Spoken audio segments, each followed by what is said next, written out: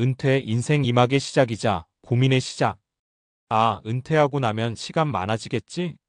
이제 운동도 좀 하고 건강 챙기면서 편안하게 지내야지. 많은 분들이 은퇴를 이렇게 생각해요. 하지만 현실은 생각보다 쉽지 않아요. 오히려 건강에 대한 걱정이 더 커지고 어떻게 살아야 할지 막막할 때가 많죠. 몸은 예전 같지 않고 하루하루 무기력해지는 느낌도 들고 은퇴 후 건강하게 100세까지 산다는 건 단순히 운동 열심히 하고 밥 조금 먹는 것만으론 안 된다는 거 많이들 느끼실 거예요. 저도 주변에서 그런 분들 많이 봤거든요. 그래서 오늘은 절식과 운동 말고도 꼭 지켜야 할 3가지 건강 비밀을 이야기해 보려고 해요. 은퇴 준비하시는 분, 혹은 이미 은퇴하신 분들 모두에게 도움이 될 거예요. 본론 절식 운동 대신 꼭 지켜야 할 단 3가지 건강 비밀. 1. 마음 챙김 스트레스 관리가 최고의 건강 투자다. 많은 사람이 은퇴 후 몸은 챙기는데 마음은 소홀히 하죠. 하지만 스트레스와 우울감은 만병의 근원이에요. 심장이 뛰고 혈압이 오르고 결국 면역력도 떨어집니다. 사례를 하나 들어볼게요. 김 선생님 이야기. 김 선생님은 은퇴 후 매일 운동하고 식단도 철저히 관리했어요. 그런데도 자꾸만 피곤하고 우울한 기분이 들었죠. 병원 가서도 별다른 이상은 없었어요. 어느 날 마음 챙김 명상 수업을 듣게 됐는데 꾸준히 하면서 스트레스가 줄고 잠도 잘 오더래요. 그리고 기운이 다시 돌아왔어요. 스트레스 관리와 마음 챙김은 단순한 마음 편안히 하자는 말이 아니라 실제 몸 건강에도 큰 영향을 미친답니다.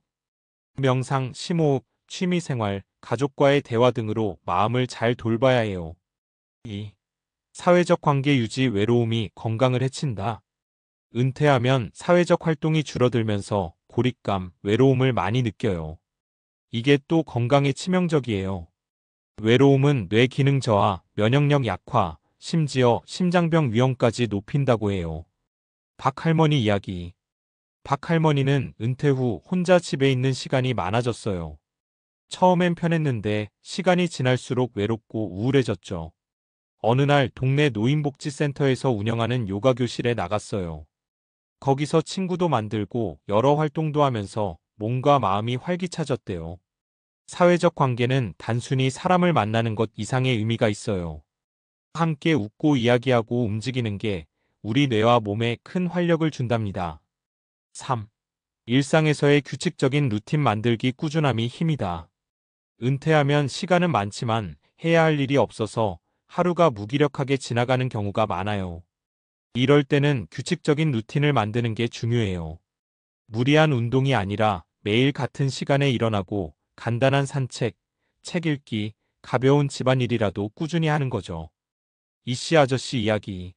이씨 아저씨는 은퇴 초반에 너무 자유로워서 늦잠 자고 TV만 보며 하루를 보내곤 했어요.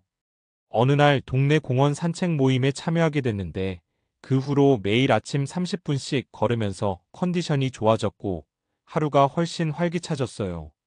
루틴은 우리 몸과 마음에 일관성을 줍니다. 그게 건강의 기본 바탕이 되는 거죠. 마무리 은퇴 후 건강, 절식 운동보다 더 중요한 것들. 결국 은퇴 후 100세까지 건강하게 산다는 건 단지 밥 조금 먹고 운동하는 문제가 아니에요.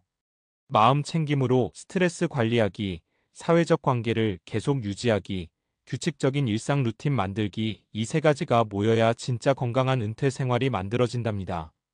운동과 절식도 중요하지만 이 3가지는 꼭 기억해 두세요. 삶의 질이 확 달라질 거예요. 혹시 주변에 은퇴하신 분 계시면 이 이야기를 꼭 전해주세요. 건강한 인생 이막 다 같이 만들어가요. 왜 마음 챙김, 사회적 관계, 규칙적 루틴이 은퇴 후 건강과 장수의 필수일까?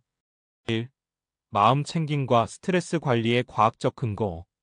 스트레스가 우리 몸에 미치는 영향은 정말 크고 잘 관리하지 않으면 만성염증, 심혈관 질환, 면역력 저하 등 각종 건강 문제로 이어진다는 사실이 여러 연구로 입증됐어요.